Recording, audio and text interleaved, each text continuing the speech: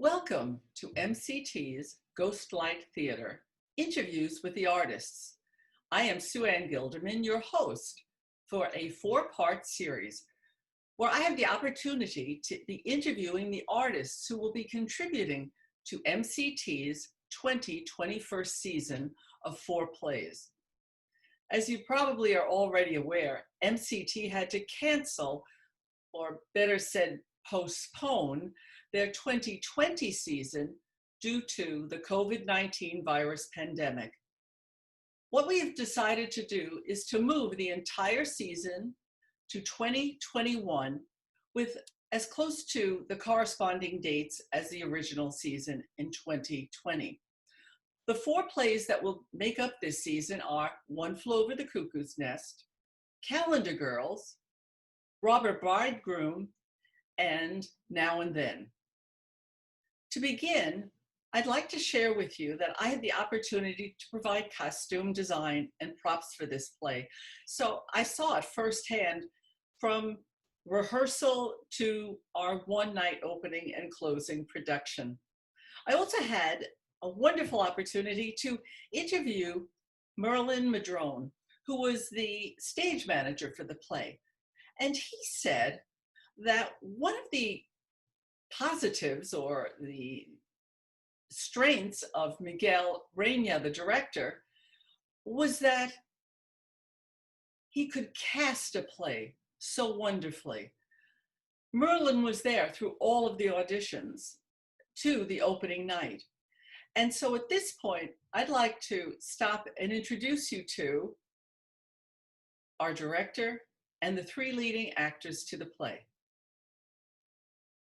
Miguel Reyna is our director. Kip Allert, he played McMurphy, or Randall P. McMurphy. Jennifer Galvin had the awesome responsibility of playing Nurse Ratched. And Avondina Wills, who absolutely was wonderful as our Chief Bromden. First of all, I'd like to welcome everyone, and it's great to see everybody again. Let me begin with you, Miguel. If I understand correctly, you were invited to direct this play. I was considered. With there are other directors who were considered as well, and I was one of them that was considered. All right, great. The One Flew Over the Cuckoo's Nest, just a brief background for everyone, was originally a novel written by Ken Kesey in 1963. In 1964, Dale Wasserman will adapt the novel to a stage play.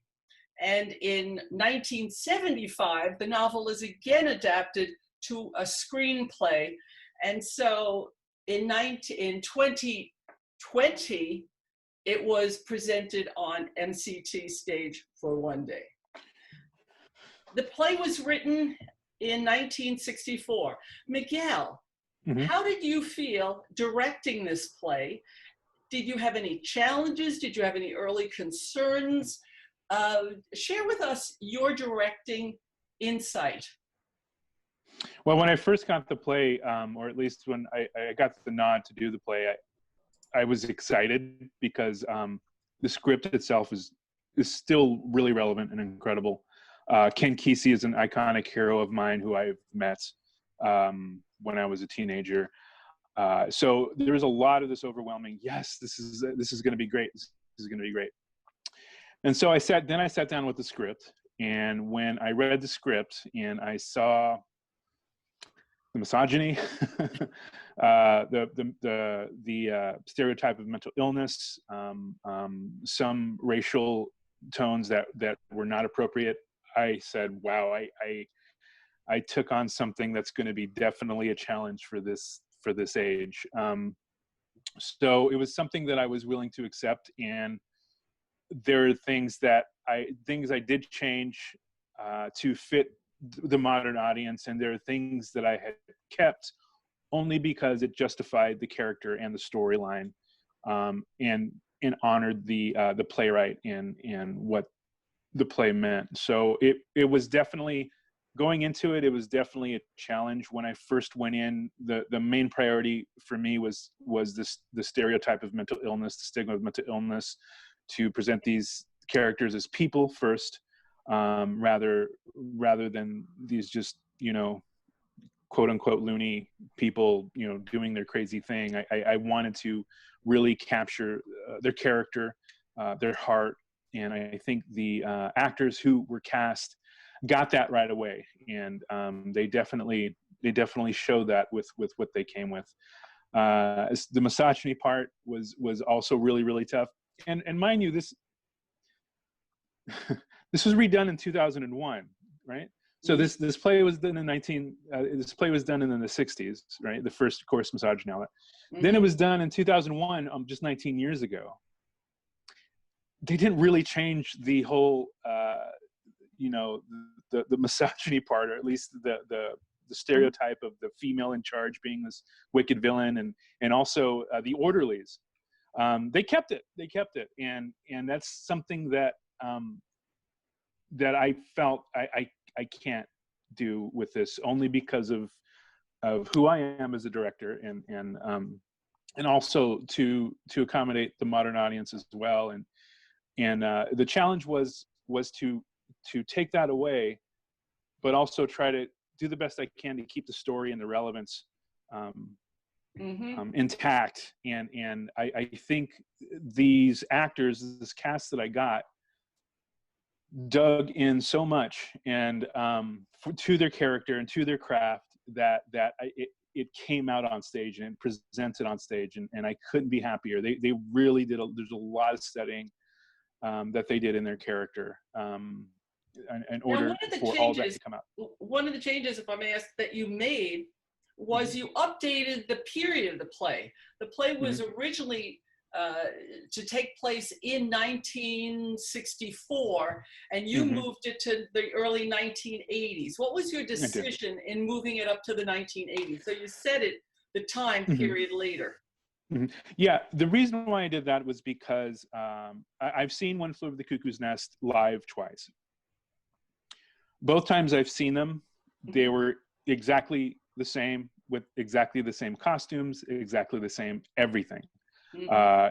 Which also was exactly the same as the movie. And so because the movie is so popular, more popular than the book, when people come in, they're going to expect the movie. I didn't want my audience to expect the movie. I want them to expect something different. That's why I moved it into the 80s, where the clothing is a lot different. Some of the attitudes are a lot different because it is the 80s. Some of the sounds are a lot different because it was in the 80s. I just wanted it to move it forward a little bit from what it was in the 1960s. That's the main reason why I had done that. Excellent, thank you. And if I can now turn to Jennifer Galvin, who portrayed our Nurse Ratched. You were asked and invited to portray this, at times, I think, stereotypically demonic woman. What challenges did you face in your development of this character? And did you have any trepidation, any hesitation as you progressed in becoming her? Yeah, well, I can definitely sort of piggyback onto some of what Miguel was saying, in that given that this play, and more so movie, is so well known, it's such a fixture in popular culture. Yes. And the character of Nurse Ratched is typically known as the quintessential villain. And so it's definitely a challenge coming into a role like that, and knowing that people already have this predetermined idea of what the character is about. Yes. And there is certainly a lot of that in her. And I think so immediately, and why I knew I was just so excited to work with Miguel, because one of my first concerns was, and approaches that I thought I would take, would be to find some piece of her humanity in order to really connect with her and understand her better. And the script is challenging as it's written to find that. There's not a lot of glimpses into her softer self. Exactly. And I really appreciated that Miguel approached me early on and said, that he felt that he didn't want her, he didn't necessarily see her as just this one-dimensional villain, that there was more to her than that. And, you know, and to try to find that. And so that was a challenge, certainly, to find it with not a lot there in the writing. So, you know, I tried to just find, I thought a lot about her backstory. I thought a lot about who she might have been, what her experiences were as a child, what were her parents like. I thought a lot about the attitudes of the time, you know, certainly the issue of do you think she was a bad person? I think that it was, no.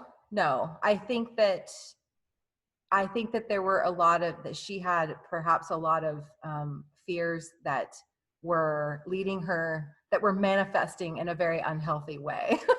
Oh, no, that's good, because yes, frequently the play, as Miguel has seen it, and I've seen it a number of times, it's almost just about good and evil, good and bad. Yeah. And I agree with Miguel and with you. This was deeper. So yeah, and it's always more interesting. A character is always more interesting when you can kind of, I don't know, when you're led to sort of wonder, like, what makes them tick, you know? And that's kind of what I was trying to find in her. Like, well, what has led her to behave in this way? Yes. You know, and it's like drawing on your own, tapping into your own self, right? Looking at, like, what in me can I see in her? Like, you know, so I definitely have a need for things to be orderly, and, you know, it's hard for me. Often I run two businesses. It's a little hard for me sometimes to let go of control. And sometimes I think, wow, if that rabbit ran rampant, you know, if I didn't have the ability to rein that piece of me in, like, maybe I'd be a Nurse Ratched walking around here, you know, That's great.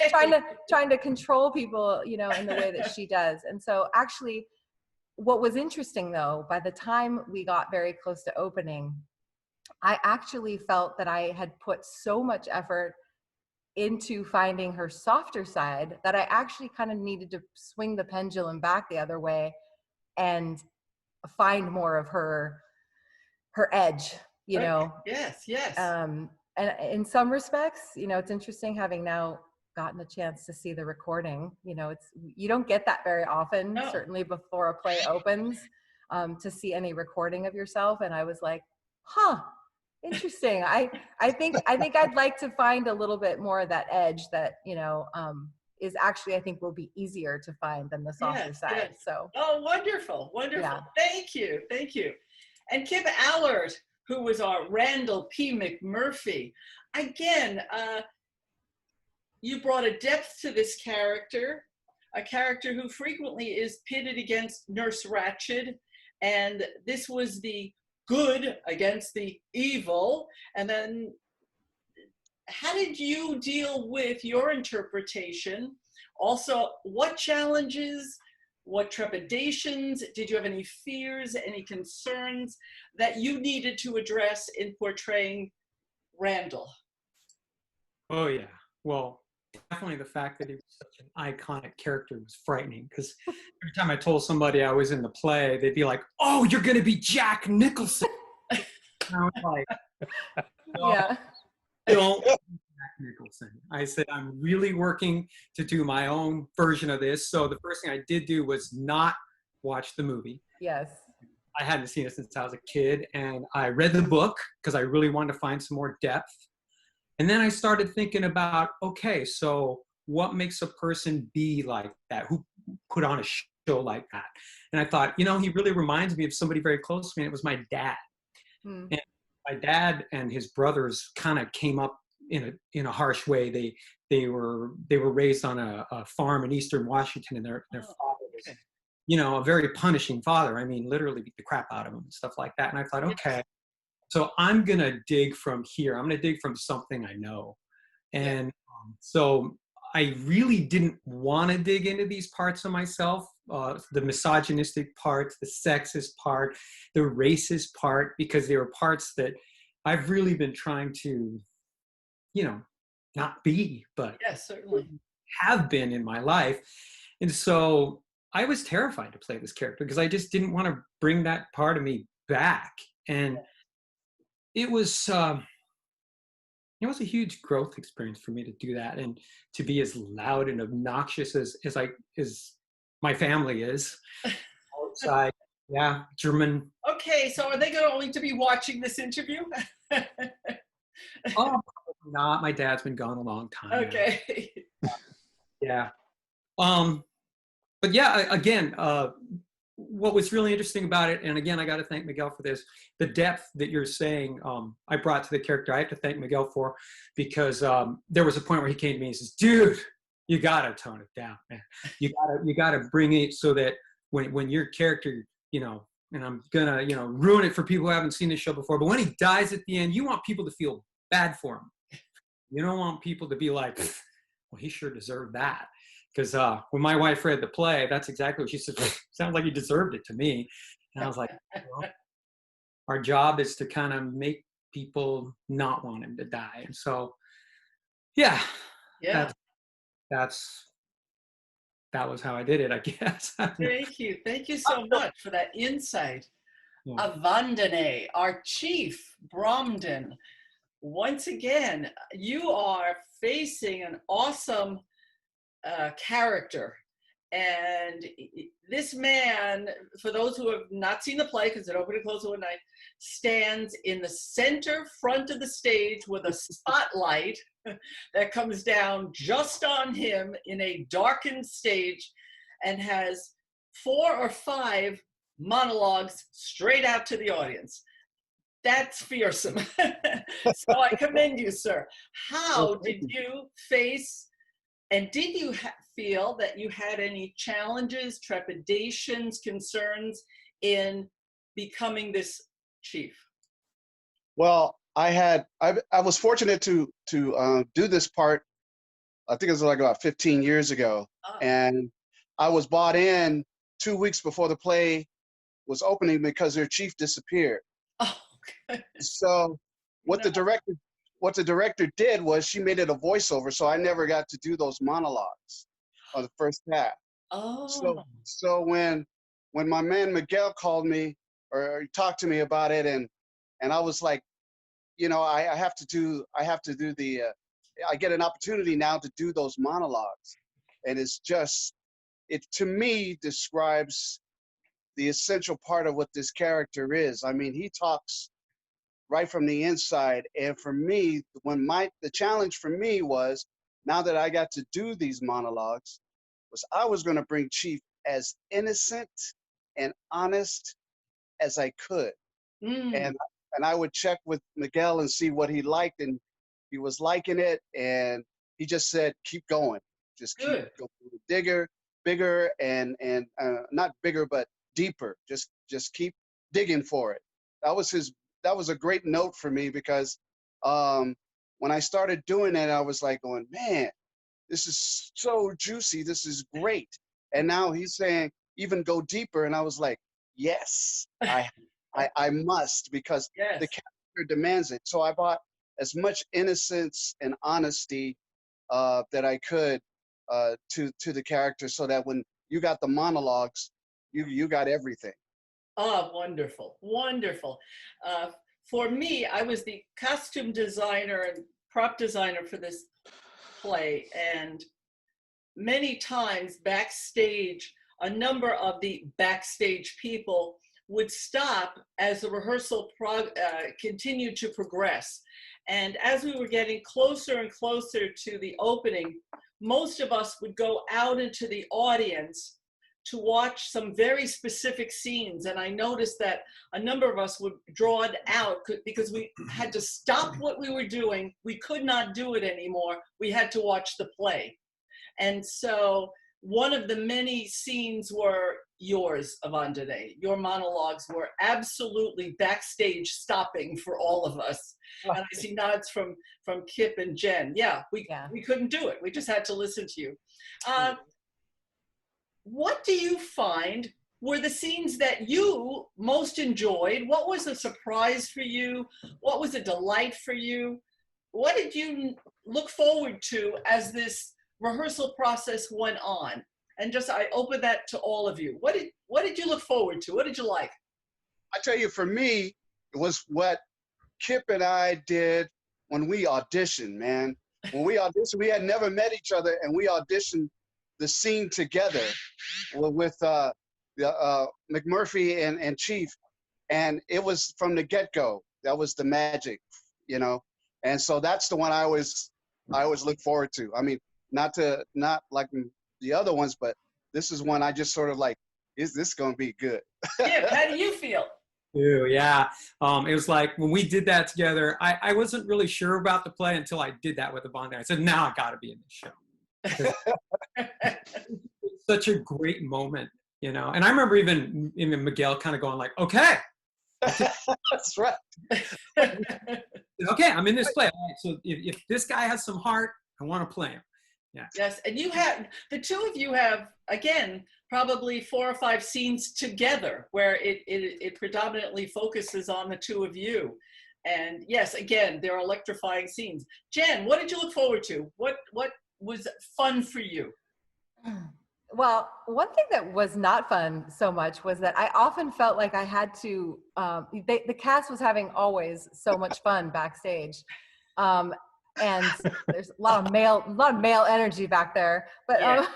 no, I mean, everybody just bonded so much and really was having so much fun together. But I just really felt like character-wise, I just needed to kind of sit in more like reserved silence. Yes. Or, you know, and so I would slip in and out of that. Sometimes I'd come out of it and be like, I want to be over there having fun with them.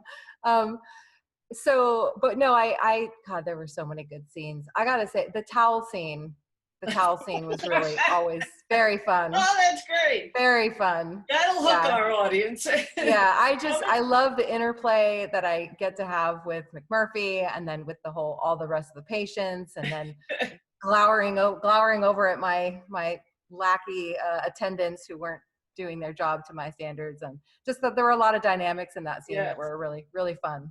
Yes, yeah, that was absolutely one of the comic relief moments of the play. And we held that out as a little carrot to our prospective audience. Yes. And then lastly, Miguel, what do you see as a reason for people to come and see this play? Why should they take an evening of their time and come and see this play? It's still relevant. It's such a powerful piece. The story in itself is just such a powerful piece. I think it'll definitely resonate with audience. You know, chaos versus order. I think that's still that kind of conflict still draws people. It's what makes stories so great. And I think this one specifically, the way it's framed in this play is just so good. And I just feel that they'll really get a lot out of it, also because of the actors too. What the actors have brought, the characters, you know, what they brought into their characters was incredible. And as far as like what my favorite part of the whole thing was coming in and being that, you know, I cast 16 is really hard. You know, blocking all that stuff is really tough. Yes, and so once I knew I had all 16 people, usually when I go in the rehearsal, I go, oh, there's, you know, there's this part, you know, there's this actor is not doing this. This actor's not doing that. When it gets closer, once I knew all the actors were on board, once I knew all the actors knew what they were doing, and also knew where to take it. Yes. The favorite part for me was coming in, especially coming near the end when people are already off book and already got their blocking, and seeing the different work that they were doing with their characters, like just the different angles that they were taking. I was a director and also an audience member, seeing these actors really morph into something different every rehearsal, and I appreciated that, and that tickles me as a director. I love to see, you know, my actors, especially during rehearsal, taking those risks with their characters. And seeing them do different things. It's just, it really means a lot to me. And my favorite scene, speaking of which, and I know, Jen, this isn't your favorite scene, but my favorite scene, well, not that it wasn't, but when you dress down the patients, when you dress everybody down because of what had happened, you were having I know we were talking, it was during rehearsal, you were having a tough time. Personally, what I saw, and that's what I mean, every rehearsal you did something at least a little different, and once opening night hit, like you just absolutely you absolutely hit it. It was great. It was great to see. It was good to see. So that I mean, like I can't seeing- change anything now. No, keep changing.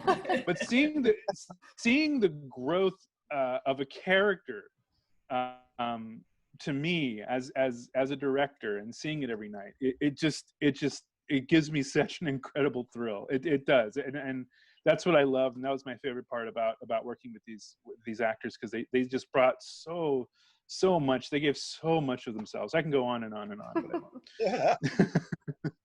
Thank you all so very much for participating in the first of our series on interviews with the artists. Hopefully all of the people listening will come next year, and hopefully next year we will have the opportunity to restage this wonderful play. The second play in this series, or the second interview in this series, will be Calendar Girls, and I'll be interviewing Hannah Eckstein, who is the director, and then I'll also be interviewing some of the actors and designers with her production. So once again, thank you so much for all your time, and everyone listening, come and see the play. Come see it. Thank you, Woohoo! Suzanne. Bye. Bye, everyone. Hey, Bye. bye. On unrecord. Yeah. Okay. Are we good? It was good seeing everybody. Oh. I'm really glad.